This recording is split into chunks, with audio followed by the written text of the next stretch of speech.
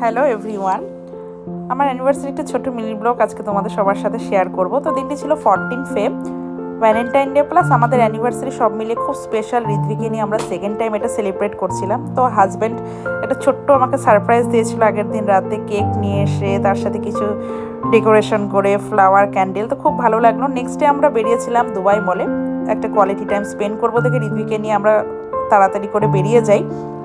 তো সেখানে ঋত্বিক খুব খুশি ছিল ওয়াটার ফাউন্টেন শো দেখে, বুর্জ খালিফা দেখে। তারপর সেখানে বেশ কিছুটা সময় কাটানোর পরে আমরা চলে গিয়েছিলাম এখানে কারামায় পার্ক রেগিস, একটা 5 স্টার হোটেল রয়েছে। তো আমার কোনো আইডিয়া ছিল না, হাজব্যান্ড সেখানে অলরেডি প্রি বুক করে আমাকে সারপ্রাইজ দিয়েছিল। তো সেখানে ইমেন্সটা সেদিন দারুণ ছিল 14 ফেবের জন্য, আর প্রচুর খাবারের ভ্যারাইটি ছিল। আমি এত ক্লিপও নিতে পারিনি, আমি খেতে এতটা ব্যস্ত হয়ে গেছিলাম।